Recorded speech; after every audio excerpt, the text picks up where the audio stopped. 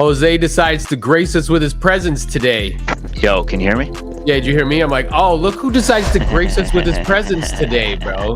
We're ready to drop some bombs.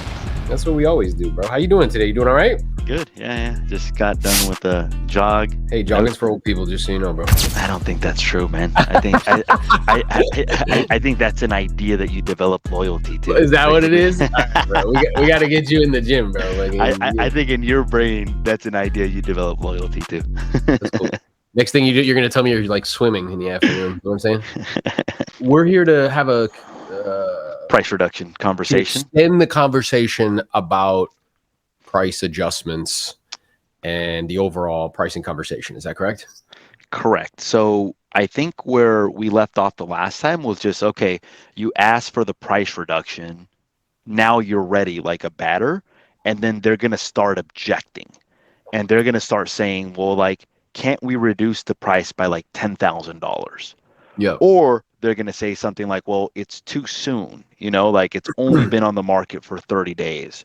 Or they're going to say things like, well, why would I reduce it when I haven't received any offers? Have any of you guys ever heard that before? And then comment what other things people say as well, too. That way we can make sure to address them. So, like, if somebody says, Aaron, it's too soon to reduce the price. Or let's start off with, if they say, Aaron, like, we only want to reduce it by 10,000. How would you handle that?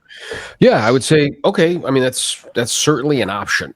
You know, my job is to help you. It's never to talk you into doing anything. So right out of the gate, I think what happens is that people are disappointed, like agents are disappointed to hear that.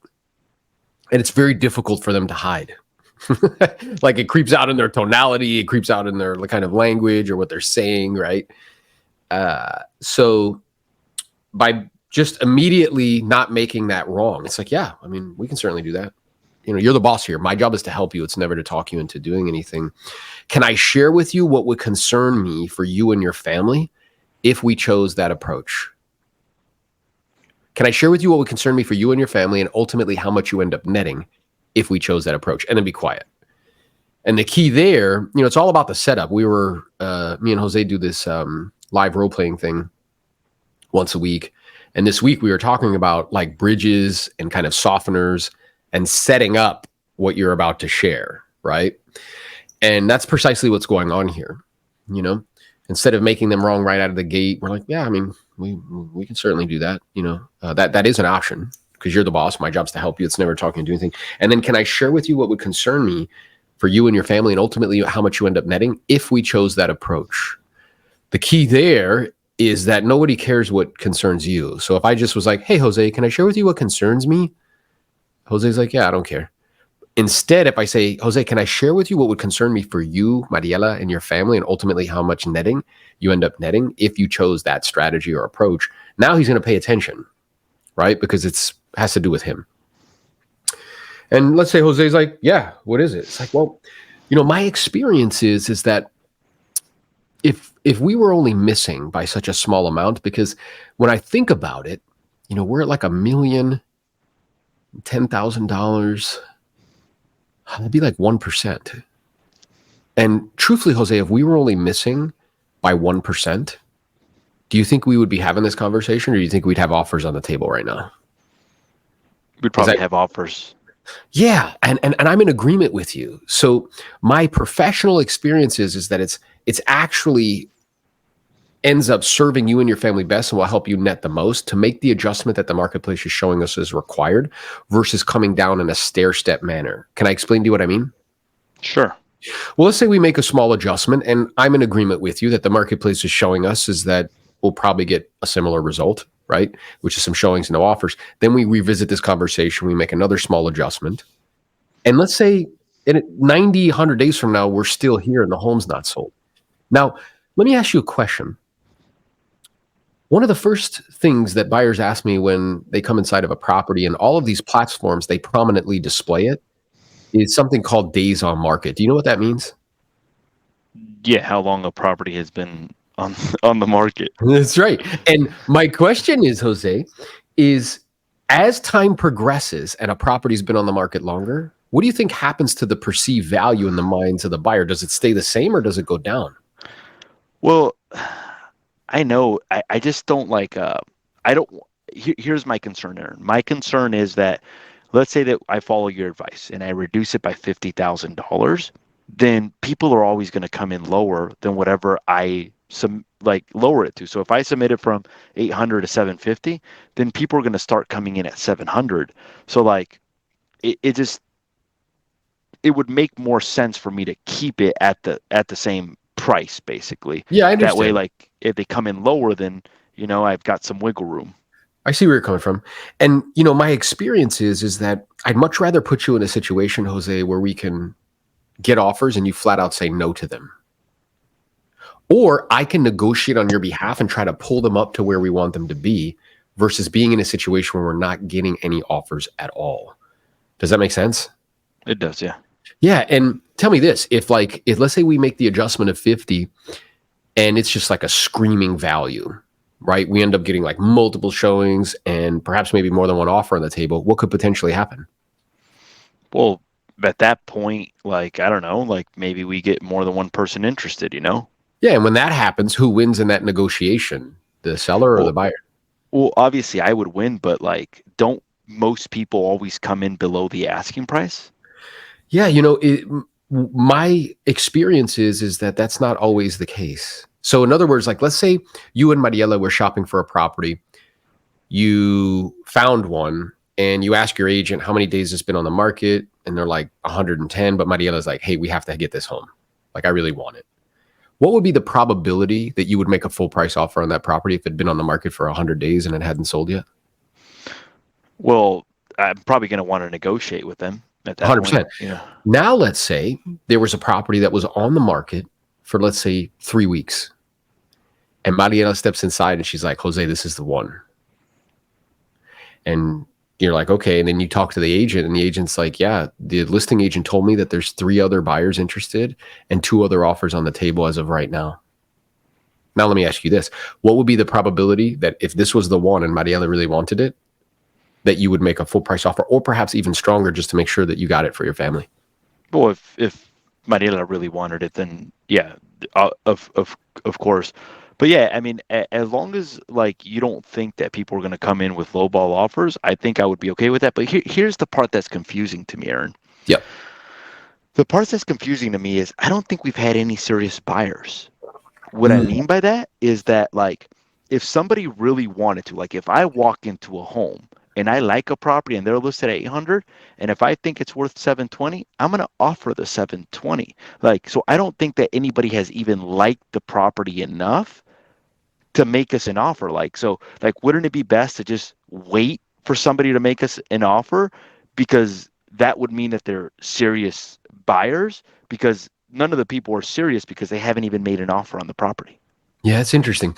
And I see where you're coming from. In following up with the other showings, we've had 10 so far. And I followed up with the agents, it's part of what we're doing is in terms of bringing you the information you need so you can make the decision that you feel is best. Do you know that 2 of them bought other homes? I didn't know that. No. Yeah. So being that they bought other homes, would you say that those buyers were serious? Well, yeah, but how come they didn't make an offer on ours instead, like of the other properties? That is a very good question, Jose. And what I did is I asked the buyer's agent, I was like, hey, if you don't mind me asking, did you guys make offers here in this geographic area? The answer was yes in both instances. And what's super interesting is they were in the same price point as us. Do you know what both of the properties were listed for that they made offers on? What were? 950 or below.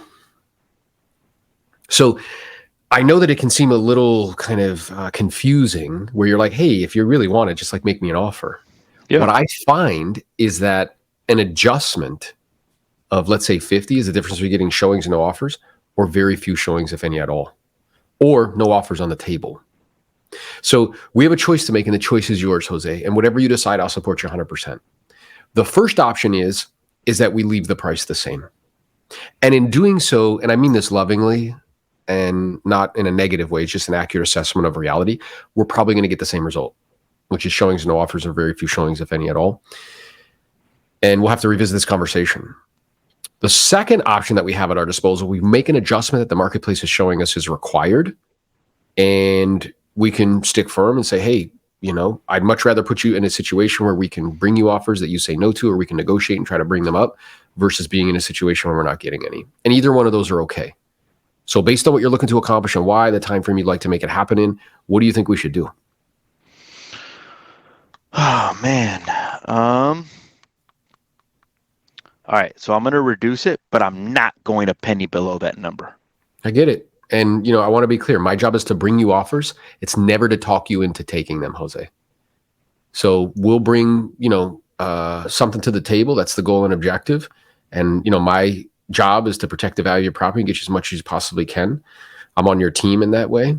And, what we'll do is we'll go ahead and make the adjustment. We'll let everybody know who saw it at $1 million, like, hey guys, if you liked it at $1 million, you're going to love it at 950. So hopefully my next call to you is with an offer on the table. How's that sound? I would love that. Okay, yeah, I would love that. Well, again, I appreciate the opportunity. Appreciate, your openness to this conversation. And I promise you I wouldn't propose or suggest unless the marketplace was telling us it was necessary. Okay? Yeah. So here's a big mistake, Aaron, that I see with agents is that, like, when they ask for the 50 or whatever price reduction that needs to be done, the client will go back to them with 10, and then they'll take the 10,000. I know. They'll take it. They won't like push back. They won't explain to them that. And then what happens is no changes happen. So now the owner's like, they asked me for a price reduction. I reduced it. Not they asked me for a price reduction that was larger. I didn't listen to their advice. Therefore, I'm not getting the results. They're like, no, they asked me for a price reduction. I did it and nothing changed. So the confidence level starts going down. The agent goes back for another reduction. It's another $10,000.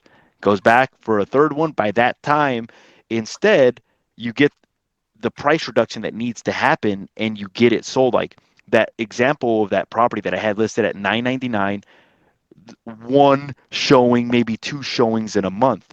And the client was like, can I reduce it by $10,000? Can I reduce it by $20,000? I'm like, nope. This is where the marketplace is. If we were getting more showings, if we were getting talks of second offers, the marketplace would be telling us that that adjustment would be appropriate. Being that we're not getting that type of activity, the marketplace is showing us a much larger amount. We got the property reduced by 10%, one adjustment, 2-3 weeks later, property was sold, and we had a backup offer that was like excellent, that wanted to actually pay slightly over the asking price. So I think that's a mistake. The other thing that I think I learned from you was when we hey, you did. Just so you know, you did. Come on, bro. Where'd you learn that shit? Come on. Well, what I was going to tell you, the other thing that I learned was like listening to the marketplace. And there was a line that you said that was like, the marketplace actually speaks to us. Do you know how they do that? Mm-hmm. No, I don't. Well, the way to speak to us is with showings and offers. And once I learned that, I'm like if you really listen to the marketplace, like you can tell like whether the property is going to sell or not, and by how much you're missing as well too. So here's the way I look at it now. I'm like, okay, if I'm getting lots of showings and I'm getting people coming back potentially a second time, or people potentially talking about writing an offer, I may be missing by a very small amount, maybe 3%, basically, if that is happening, right? If I'm getting people that are not coming back a second time and average amount of showings, no talks of offers, people go look at it, they say different things about the property, like, oh, we don't like this or we don't like that, maybe I'm missing by 5%. If I'm getting very little showings, like at all, like almost like crickets, I may be missing by 7 to 10%, basically. Now, if you look at $1 million property, 10% is $100,000. So when most people look at that type of adjustment, they're like, oh man. And not only that, but like usually what I combine is like, because that metric alone doesn't really tell me like, okay, like you're not getting any showings, therefore you're missing by 10%. You got to combine pieces of information. Like one thing is listening to whatever the marketplace is saying.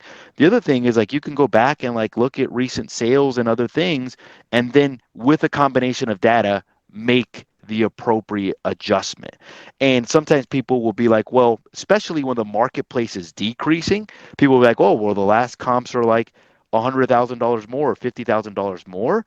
you may have to go outside of that particular neighborhood to, instead of finding sold, finding properties that are in escrow or under contract, because that would potentially be a better indicator where buyers and sellers are agreeing, basically. Yeah, and you picked up on something that I think is critical, which is when they make a suggestion that's like very small. They're like, "Yeah, we're asking $1 million. We could drop it like $5,000." You know what I mean? Where the majority of agents, because there's friction there, and it requires a little bit of what I would call polite confrontation, right? Which is what's happening. Where I said to Jose, like, and I took this from Jose. If you notice what I did, I was like, yeah, like, I mean, we can certainly do that. Like, you're the boss. My job is to help you to. Wait, who did you take that from? That's right. I took it from Jose. See, but I acknowledge. Jose's like, maybe I learned. Yeah, come on, bro. You fucking. So, so Jose, when he said that to me, I was like, yeah, that's an option. We can certainly do that. You're the boss. My job is to help you. It's never to talk you into doing anything. It's like, let me think about that. Like $1 million, 10,000. It's like 1%. And let me ask you, Jose, right? Because you're a straightforward person. I'm the same way. If we were only missing by 1%, do you think we would be having this conversation? Do you think we'd probably have an offer on the table by now? And then I was quiet. That's what I would call polite confrontation. I'm pushing back, but I'm doing it in a polite way, right? Not like, that was ridiculous. Like, why would you even consider that? Or specifically, what causes you to believe we only lower the price by 10? Like, no, you're going to get into an argument there. And Jose was like, yeah, like probably not. And it's like, okay. So being that that's the case, it sounds like we're in agreement. The marketplace is showing us we need to make an adjustment. The question is just simply how much, right? So having a willingness to politely confront when they say something that's unreasonable. The other thing that came up for me while I was hearing you share what you were sharing, Jose, is that this is one big objection. And the way you handle objections is with logic. It's important for you to remain very logical in this conversation, not emotional, right? So very, very logical. And what Jose was walking you through was logic. Just like when I said to him, I'm like, yeah, he was like, yeah, those buyers, like they weren't really serious because they'll say that. I was like, well, I appreciate you bringing that up because we did some homework in preparation for this conversation. We had 10 showings. Did you know that, let's say 1 or 2 actually purchased? Like, no, I didn't know that. Yeah. So would it be safe to say that they were serious buyers? It's like, yeah, so there definitely are serious buyers. They chose another property instead of yours. And he said to me, well, why did they do that? I'm glad you brought that up. We looked very closely and I spoke to the buyer's agents and looks like they made an offer on a property, both of them that were in our price point, 900 to $1 million. Both of the properties they made an offer on were at 950 or less. So tell me this, where is the buying public telling us that they see value for your type of property in this price point? And then quiet. Again, polite confrontation. I'm politely pushing back at Jose, right? And having this like internal calmness, right? I remember when I first learned this, Jose, I was at an event, I don't know, it was a while ago. It's like when you were like 10 or something. And this guy, we were role playing and he was doing it like in the event hall. And it was at a time when prices were radically dropping. So no matter what you listed it at, like you're probably going to need like an adjustment like in 2 weeks because prices were going down 20, 30%. This is like 2008, 9, right? And he was setting them up. So once they signed the listing agreement, he's like, okay, great. So if for some reason, the marketplace isn't going, they don't respond favorably, like we'll get showings and no offers or we'll get very few showings, if any at all. Does that make sense to you? Like, yeah. So if we get showings and no offers or if we get very few showings, if any at all, we're like, what do you think we would have to do to ensure that we can get you an offer that's acceptable? And he's like, well, we probably have to lower the price. Like, all right, so let's say 2 weeks from now, if the property doesn't sell, like, we could just go ahead and adjust it by like 7%. And I knew what he was doing, Jose. Okay. Like I knew what he was doing. And internally I started to tense up. It's a role play. Like, why am I tensing up? It's not my house. You know what he said immediately though? As soon as he said it, he was like, okay, you're going to start to object now. And I was like, I thought it was magic. I'm like, how the fuck do you know that? Like, how do you know? And it was like, yeah. So when I was initially having these conversations, I was hoping that they wouldn't push back. He was expecting it. Those are two different energetically places to be. One is I'm like tensing in anticipation for pain, like, oh my God, I hope you don't say 10,000 or whatever. And he's just like chilling, like, yeah, okay, this is when you're going to start to object, and then I'm going to handle it. And then you'll object again, and then I'll handle it again. And then we'll fucking sign like a pre-price reduction with the listing paperwork. Like, that's what he was doing. So I think that's also really, really important. And the way that me and you are able to, like, when you said 10,000, like, I didn't freak out. I didn't internally like, oh my God, like, where are we going to go from here? Or that's like so small. I'm like, okay, yeah, sure. That's an option. And not only that, I expect you to. And I also expect you to when you're like, well, can't we just do something to market the home? I expect it. Instead of like, well, what are you doing exactly? What are you doing to market my home? I expect it. Instead of hoping that it doesn't come up. It's going to come up. And I think that's the part of being ready and actually asking for it and then just waiting for the objections to come. So like, even like when I asked for a price reduction, like with that lady, I remember her going, okay, can we reduce it by $10,000? And then she said, can we reduce it by $50,000? And then it was the same thing. So like, usually when people do that, I break it down by percentage. I'll be like, well, look, $10,000 is, I think that's 1%. So if we were getting people coming back a second time, or if we were getting people talking about offers, maybe that would be like an appropriate adjustment.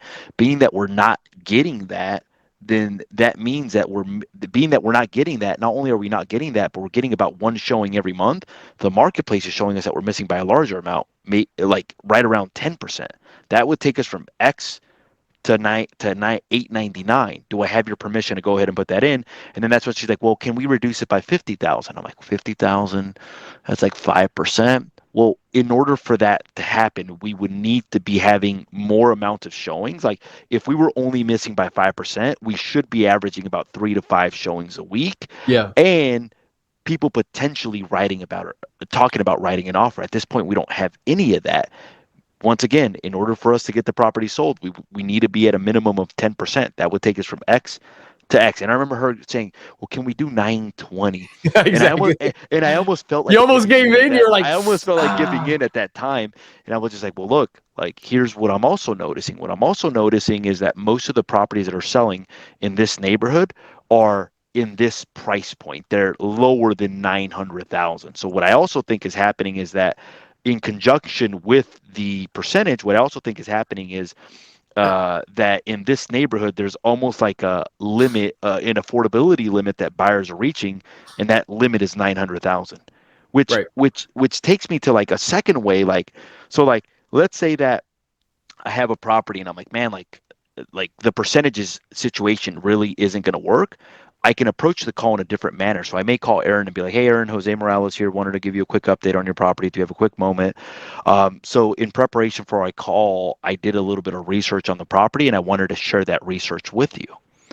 And then like the research is just kind of like, okay, like I'll look at all the actives, I'll look at all the escrows, and I'll look at all the pendings. And in some cases, if you look at that and you do it in a certain price point, you say, okay, everything under $1 million, you'll notice that like 70% of the pendings might be right under 900,000, which kind of tells you that most of the buyers that are shopping in under the $1 million price point are in that $900,000 price point. So I may say, well, look, here's the research that I found.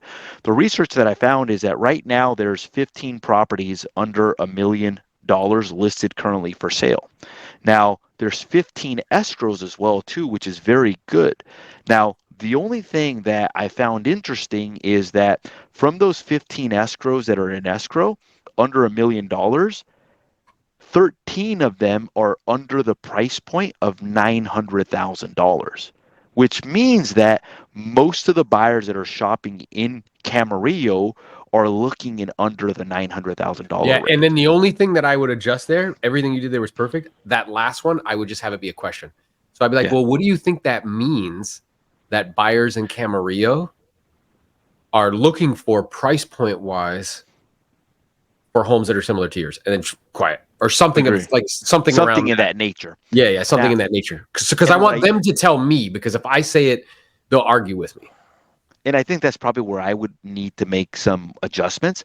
But what I'll say to them is I'll be like, look, if if 13 out of the 15 escrows are all in the $900,000 price range or below, what do you think we would need to do in order to capture more of those buyers and to be able to sell Hey, the this is so property? cool because we're doing this live. So it's like I just did a percentage. So I'm like, if 86% of all of the escrows in Camarillo are priced at 900 and below, what do you think would dramatically increase the probability to ensure that we're one of the next ones to go under contract? Oh my God, that is dope.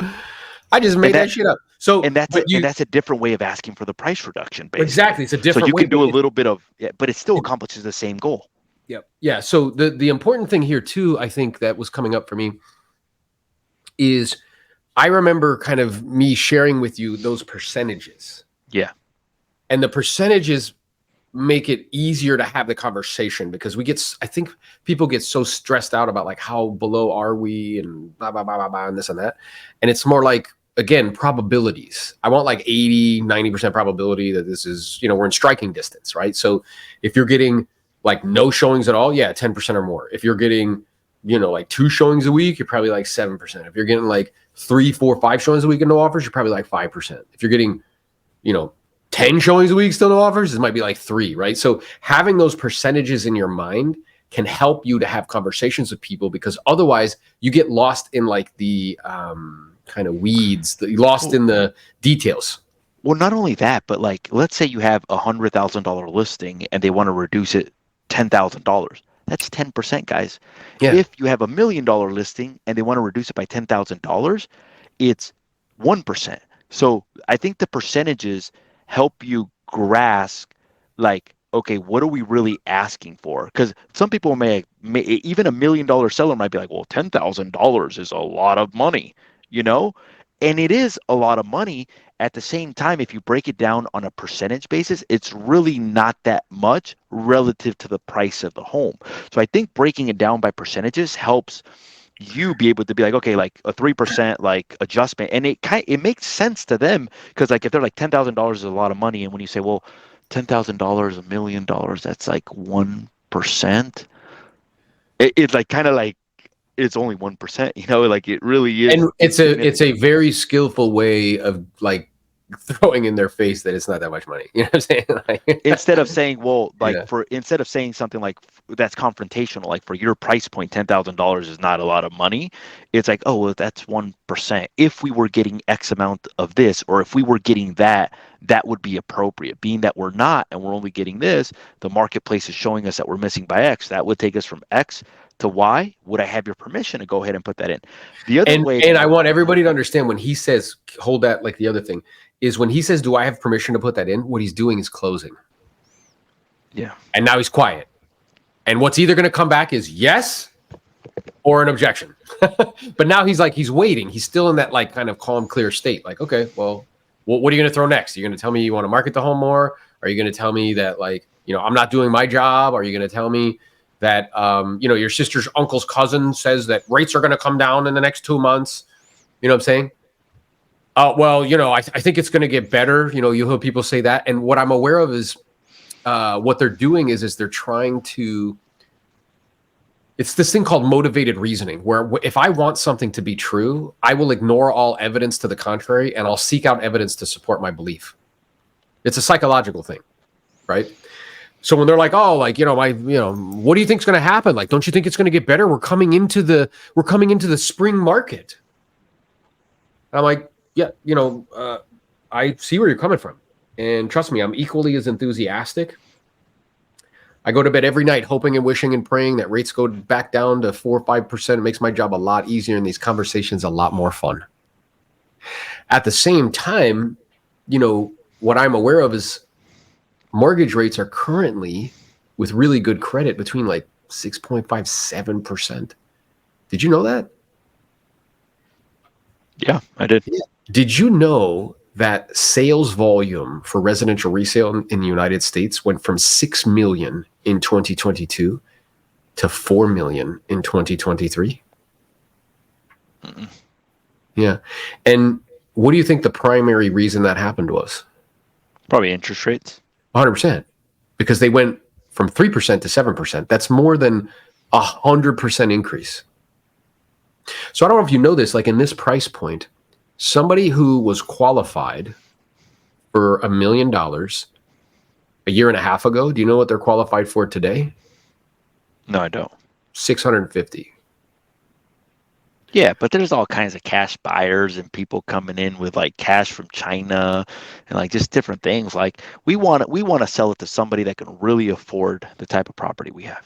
Yeah, and trust me, we do as well. So let's look at that statistically. I don't know if you know this. Only 7% of all buyers in the marketplace are cash statistically. 93% get a mortgage. Did you know that? I didn't. I keep hearing from agents that they've got cash buyers and all kinds of things. I know. They'll tell you anything just to try to get your business. So now I'm wondering also too, if you were going to pay cash on $1 million, what would be your expectation, that you would pay full price or you get some sort of a discount? I probably want to negotiate a little bit. Yeah, that's exactly right. So we want a buyer that wants to pay like full retail, don't we? Of course. Yeah. And what's interesting is if the cost of money is more than doubled in a year and a half or 18 months, what do you think that's done to the pool of prospective buyers, people walking around that can afford a $7,000, $8,000 a month payment? Probably reduce it. Yeah. So being that that's the case, we have a smaller pool of prospective buyers. Now, let's say you were one of those buyers that fit that criteria and you know that you can afford it. I'm wondering, how selective would you be on offers that you make and on the specific property that you want to purchase? Because you know that you're like very valuable, right? Yeah. I don't know. I just want to make sure that it's got all the right need, like it checks off all the boxes, you know? Yeah. And I understand completely. And to kind of illustrate that point is right now in your price point in this geographic area, like in Broward County, I don't know if you know this, there's like 100 homes between 900 and $1 million. Did you know that? I didn't. You know how many sold in the last 12 months or in the last 6 months? Mm. Last 30 days, let's say? Yeah. Yeah, like 20. So that means 2 out of 10. That means 8 home sellers are still sitting there scratching their head, wondering why their home's not sold. Now, of those other ones that like really have to sell, maybe it's not like it would be nice, but they actually have to do it. What do you think they're going to have to do in order to get their home sold and remain competitive? Probably reduce. Exactly. So, and I'm in agreement with you. So being that that's the case, we have a choice to make, and the choice is yours because you are the boss, Jose. My job is to help you. It's never to talk you into doing anything. Now, before we go over your 2 options, I just want to revisit kind of the motivation and what we're looking to accomplish. So that way we can come up with a strategy that really suits you and your family best. Would that be okay? Yes. Yeah. So I'm looking here and I remember our conversations. You were kind enough to share with me that the main reason that you wanted to sell this property is that you and your family are looking to get out of California, all the restrictions, and you guys want to go to Texas. Now that's still the case. That hasn't changed, right? It is. In order for me to accomplish that, obviously I need to make as much money from this one to be able to move it to Texas, you know? Yeah, I understand completely. Now I'm wondering, is the overall cost of real estate meaningfully less in Texas? Yeah, 100%. Yeah, I mean it's kind of wild. Sometimes I see what you can purchase there for 600,000 versus here at 2 million. And it's pretty wild. So what I'm aware of, they're going up as well too. Yeah, which I get. So, and being that that's the case and that you still want to get it done, I'm wondering, is it an option for you to not sell this home and still move? Like maybe we decide to rent it out and still move? No, not happening. Okay. And is it an option to just keep this as a secondary home and just move? It is. I just don't want to do that. Okay. So it sounds like you've decided that really, in order for you to do what you want and do it in the time that you want, it requires we get the property sold. Yeah, it does. All right. So with that being said, we have a few options. The first option, we leave the price the same, and we see what happens. Cross our fingers, hope and wish and pray to the real estate gods that something different takes place. Now, more likely than not, and this isn't me being negative, it's just an accurate assessment of reality, we're probably going to get the same result. We'll get showings and no offers. We'll have to revisit this conversation. The second strategy, an option that we have at our disposal, is we make an adjustment that's in alignment with where buyers and sellers have been, agreeing, and that buyers have been making offers on homes in your price point. And that would dramatically increase the probability we can get you an offer here in a short period of time, extract the capital so we can get you out to Texas. Now, I did a net sheet at the 950, what that would actually net you from the sale is $375,000. Now, would that allow you to make this move to Texas happen? It would. Okay. So with that being the case, may I make a suggestion? Sure. Well, the best way to let the buying public know that you would consider 950 is by positioning it there. And I'd much rather put you in a situation where we can get offers and say no, or I can negotiate on your behalf and try to pull them up to where we want them to be, versus being in a situation where we're not getting any. So the suggestion would be is we make the adjustment. We go down the list of anybody who's taken a look, anybody who's reached out online, all the buyer's agents who have, inquired or brought their buyers through, and say, hey, if you liked it at $1 million, you're going to love it at 950. So hopefully my next phone call to you is with an offer on the table. How's that sound? Sounds good. Yep, I figured as much. Bye-bye now. Yay! So here's a couple of other points I wanted to address along those lines. So one of them is like, let's say that you come on the marketplace and all of a sudden 2 more or 3 more actives come on the marketplace. And let's say for whatever reason, the properties are kind of just like sitting there and you guys aren't really getting any offers on the property. And the owner's like, well, we're already the lowest price property in the community. Like, let's just kind of keep it the same. So usually when that happens, I notice a trend that if there's 3 properties in the neighborhood, one of the 3 is going to start adjusting basically, or even 2 or 3 out of the 3 will start adjusting. So the opposite of a bidding war is basically when sellers start competing for the buyers basically. So in a bidding war, you got buyers competing for the list for the property. In whenever there's 3 or 4, then the opposite could happen, where if there's no activity and none of them are going into escrow, then one of them goes, well, I'm going to reduce my price lower than John's. And then John goes, well, he reduced his price, I'm going to reduce it more. And it creates downward pressure basically in that situation where buyers have choices. So in a situation like that, what I tell clients is like, look, like, so you're right now we are lower than Mr. Smith's. At the same time, none of the properties have gone into escrow.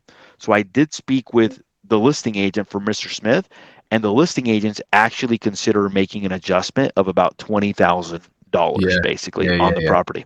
So we have a choice. We can either be reactive and wait for them to adjust the price. But the problem that could happen with that, and this is me telling, we can rephrase it in a question. Yeah.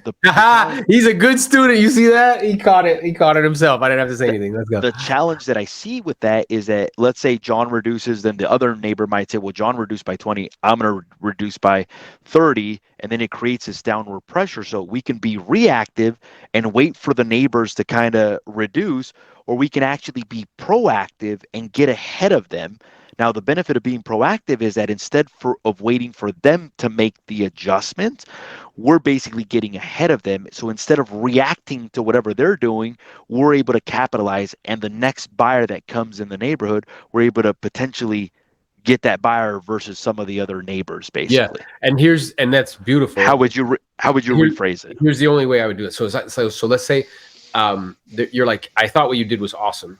And particularly when you brought up, we spoke to the listing agent and they've had like 4 showings in a month and no offers. And he or she told me that they're getting ready to, in the next week or 2, make an adjustment by $20,000 to $30,000. Now, I guess my question to you is, once they make that adjustment, what do you think that's going to do to how much we can get and what the other homeowners are going to do with regards to price? They're going to be like, wow, well, they might have to make an adjustment too. Exactly. And I'm in agreement with you. So being that that's the case, we have a choice to make, and the choice is yours. And again, you're the boss. I'll support you, whatever you decide to do. One is we can be a leader in the market. We can make the adjustment so we can perhaps get an offer in the next week or 2, extract the capital, and we don't have to worry about that kind of chain of events that happens with all the other homeowners, and they start making adjustments and a kind of a downward pressure, right? The second option is we wait. And in waiting, we'll have to deal with that downward pressure and just cross our fingers and hope somebody doesn't adjust their price by 50 to 60 to 70,000 bucks. So I guess the question is based on what you really think that could happen? Well, here's the thing. I don't have a crystal ball. You know, I've been doing this for a long time, sold 2,000 homes, same time. I don't have a crystal ball. And I have seen in these instances more often than not that when homeowners wait, it usually can create an environment where they end up chasing the market down. So I guess based on what you're looking to accomplish, why, based on the time frame you'd like to make this happen in light of the information that we are aware of now, what do you think we should do? And then And this is even a good conversation. Like, let's say that like you're about to list their property and you're going over the comparables, and there's a couple of actives that have been, let's say the comps are at 750 that is sold, and there's a couple of actives at 790, 780. They're gonna be like, well, can I go at 775 or something like that? I'll be the lowest price one, at that point. And you're going into it slightly lower than somebody else, but then you go into it and then there's no activity on it. This could be a good conversation that you have at that point, either before you take on the listing. Like, I remember specifically we had a listing in Fillmore where the guy's like, well, that one's listed at 825. I'm like, well, look, like, here's what could happen. Like, we come in at 725. They see that we come at 725. They undercut us at 715. And then basically we look at that and we're like, okay, well, we want to be the best priced home in the neighborhood. So then we go down to 700, and it creates this downward pressure. So instead of doing that, we have the option of just getting ahead of that. And instead of being reactive, we're proactive. yeah, Would you rather be reactive or proactive? exactly. And then right there, it's interesting because it's like popcorn, like pops in my brain, where you were like, yeah, like it ends up creating this downward pressure. I'm wondering, I mean, I'm imagining that's not something that we want to deal with, is it? And be like, well, no, Jose, we don't want to do that. It's like, okay. So then being that that's the case, we have a choice to make, and the choice is yours. We can either be proactive and kind of lead the market, make the adjustment prior to the neighbor making it, right? Get an offer that's acceptable, extract the capital, and then we don't have to deal with that downward pressure moving forward. Or we can be reactive and we can wait, cross our fingers, pray to the real estate gods that somebody doesn't adjust their price by $70,000, and then this conversation becomes a little bit more uncomfortable. And then for agents, like, this conversation may not be something that is applicable in your market, because I know for a majority of my real estate career, the market's been going up like this for a majority of the time. So it may not be something, but it's something that you do need to be aware of. Well, and I can think of 3 instances where it happened: 2018, 2020, and 2022. Yeah, and I think at different instances I had to have these conversations with people. The reason why, and what was interesting is I remember when they would happen, and we would, Jose would call me, be like, "Bro, when you start role playing price reductions, like now." Or I remember one time it happened, and I said to you before it even happened, I said, "Jose, we need to start role playing price reductions." He's like, "Why?" I'm like, "Because you're going to need it." It was like 6 months before. You said because Neil Weikel's starting to role play price reductions. I'm kidding. But I relayed that information to you. I was like, "Yo, we got to start role playing this." He's like, "Why?" I'm like, "Because we're going to need it." So I think there's a whole generation, because if I'm in a room and I'm doing a talk and there's 300 people in the room, I'm like, hey, how many people have had a real estate license for less than 5 years? It's the majority of the room. How many less than 10 years? 90% of the room. You have a whole generation of agents who haven't had to master this conversation. They haven't had to have it. They haven't had to politely confront people when they say, oh, can we just lower 5,000 or 10,000? Even though we're asking $1 million. They haven't had to hear all this. Well, what are you doing to market my home? And, you told us that we could get this, right? So they haven't had to really master the one big objection, which is price. Not only that, but I think that because they haven't, most people react to it. So one of the things that we did is, this is a skill that you have to learn. Just like, or let me ask it this way: how many of you guys actively role play pricing conversations and price reductions? Mm-hmm. Comment below if you do that. Do it. For a long time, I didn't role play that. All I would role play was expires and for sale by owners, because I wanted to sound cool with my role play partners. I wanted to be like, damn, this guy's so skilled. But what ended up happening is, because I never practiced other things, it like created a handicap. So it created a one-legged stool basically versus a four-legged. I was really competent in one area but really incompetent in other areas basically. So the time to prepare for a price reduction conversation is not when you need it, it's months beforehand, knowing that when the market is red hot, what's the next thing that will eventually happen? It will get unhot. the market can't go up forever. That's No. just the reality. It can't, you know?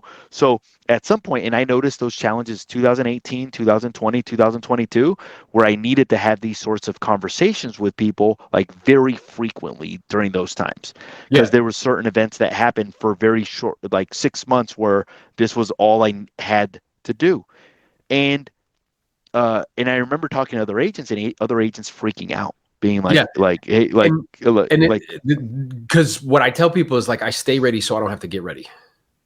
Right. And what just popped into my head as we were speaking is like the reason why you were so focused, there's a couple of reasons why, but one of the reasons why you were so focused on like setting appointments role play is because in your mind that equates to money.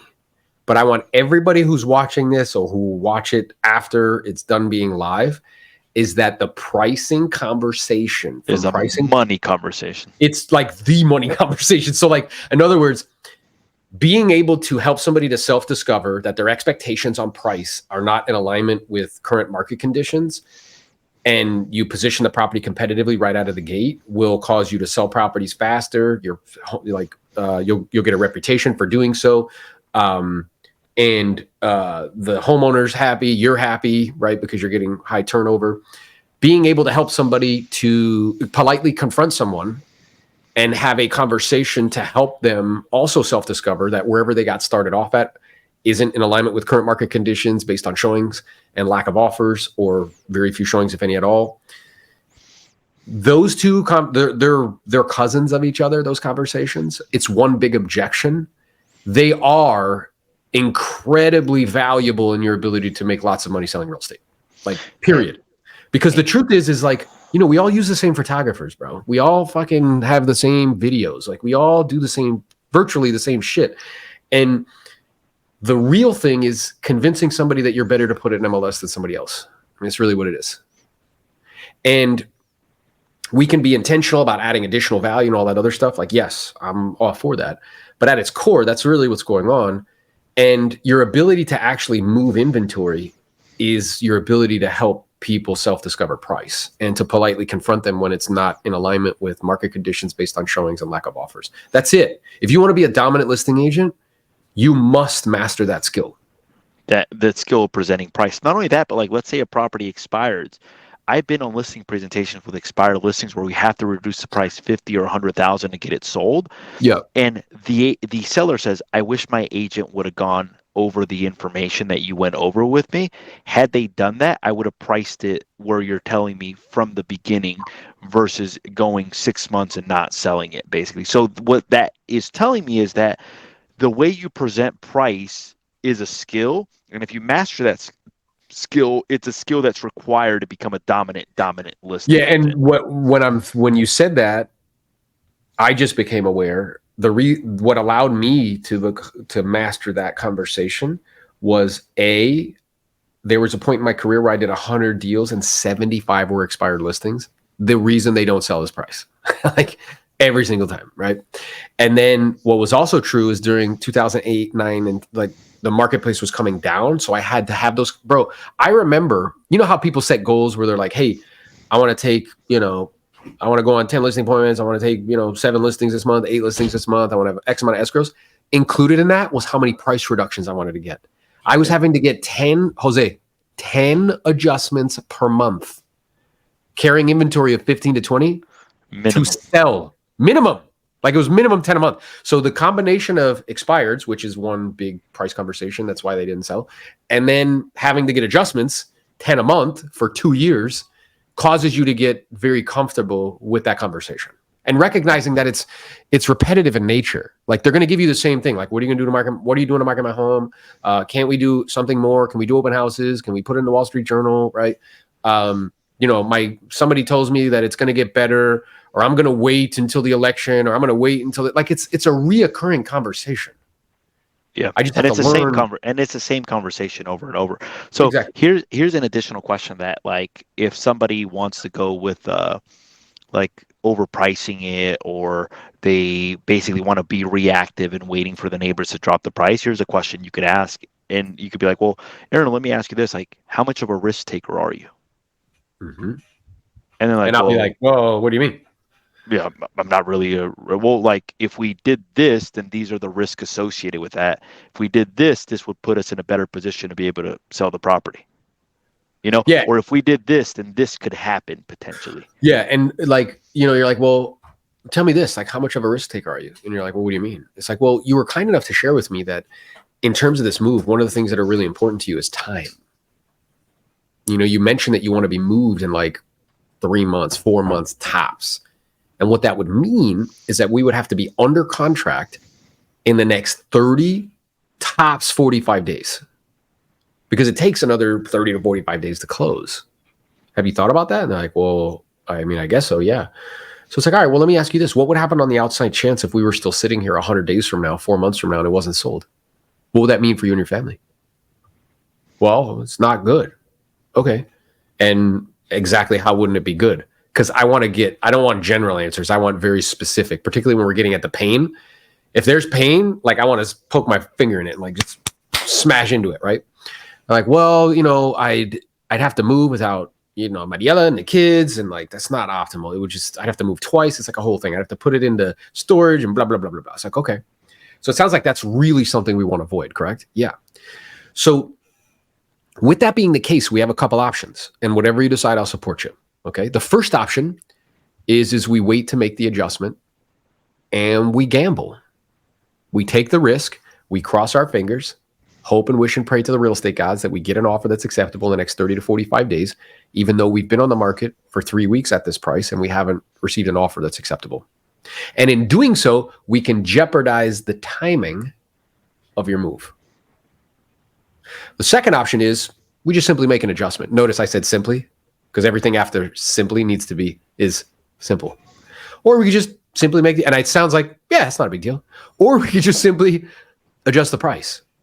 And in doing so, very much so increase the probability that we can get you an offer in the time frame that we need to, so we can ensure that we make this move happen and we're not still here, a month from now, or 90, 100 days from now, and it's not sold. So based on what you're looking to accomplish and why, based on the time frame you'd like to make this happen, and based on how much kind of that time frame is important to you, what do you think we should do? And then quiet. And then Jose's going to wrestle with it. And what everybody like watching this needs to understand, thinking happens in silence, not when you're fucking talking. That's where processing takes place. Right? Yeah. So that's important. That's why we ask questions like, well, what do you think we should do? Or based on what you're looking to accomplish or why, which one do you think would serve you best? Now, two final things. All right. Remember that conversation that I had with you guys about like 86% of the buyers are under the X price point and coming to that with that. I've had situations where instead of price points, where there's a smaller property in a neighborhood where everything's selling at 2.5 million, but the property's smaller. So when you look at the price per square foot of that property relative to the price that the other properties are selling, it becomes astronomical. So that same conversation that you had with buyers in a certain price point, if you look at the price per square foot in those neighborhoods, be like, hey, I've done a little bit of research. I noticed that most of the properties that are selling at around this price per square foot. Right now, we're at 1,500 price per square foot, which we're about 1,000, like 500 off from where everything else is selling for. Now, I don't believe that we would need to adjust to 500, but we would need to get closer to that. Would you consider an adjustment of a price per square foot of $1,250, which would put us at Y? And that might be $100,000 adjustment, $200,000 adjustment, $50,000 adjustment, but it's just a different way of asking for a price reduction as well too. So in other words, I've used the percentage. Properties are selling around this value. I've even used a price per square foot, just depending on whatever the situation is. And here's the last thing that I wanted to share with you guys. They're going to ask, and I don't think we've answered this on any of the episodes, well, what are you doing to market my home? Yeah. So what do you say? And I know what I would say, and it's very simple. So what would you say, Aaron? Like if they say, Yeah. well, what are you doing to market First, my I would home, basically? address like what they're saying. So it's like, listen, I appreciate you asking. And I know that underneath that question, you just want to make sure that we're doing everything possible to drive traffic into the property and ultimately get you an offer on the home. Is that right? And they're like, yeah. 100%. Yeah. And then it's like, listen, Jose, I know you don't follow me around every day. At the same time, I want you to know that we're doing the exact same things that we've done to help X amount of families this year or X amount of millions of dollars of real estate in the last 12 months. So we know that that works. That's really not the question. The real question is when we're getting showings and no offers, it usually comes down to a couple things. Can I share with you what they are? Sure. Well, the first is the condition of the property. Now, you tell me, do you feel like the home is not in good condition? It's an excellent condition. I agree with you. I think it's great. That leads us with the second one, and that's the price. Now, if you recall when we originally connected and we had that conversation about how we were going to position it, we discussed that if the marketplace didn't see value in our price and product, they would tell us. Do you remember that conversation? I do. Yeah. Do you remember how they tell us? Probably no offers. That's right. We either get showings and no offers or very few showings, if any at all. Now, the great news is we're not in that last category. At the same time, being that we've been on the market for 30 days, we've had 8 showings and no offers. Honestly, Jose, what do you think's really stopping us from getting an offer? Is it the condition or perhaps is it the price? Probably the price. Yeah, I'm in agreement with you that the marketplace is showing us that, we need to make an adjustment. The question is just simply how much. Man, that's some Jedi shit right there, bro. Well, what I was gonna say is like when they're doing that, like they're like, "Oh, what are you doing to market my home?" And you're like, "Well, look, just very transparently, like acknowledging what they're saying." So you're probably thinking like, "Well, what I'm getting from this, Aaron, is you're probably thinking that like one of the reasons why the property's not sold is I'm probably not doing my job," or you're thinking like, "Is there anything that Jose could be doing differently to market and sell my property?" I want to assure you that from a marketing perspective, we're doing the very same exact thing that we did to sell 110 other homes in the last 12 months. So in terms of us being able to sell the in terms of what we're doing to market and sell the property, there's zero doubt in my mind that that that there's zero doubt in my mind that we would need to change anything from a marketing perspective. And then boom, you go into like when a home's not selling, it's usually one of two things.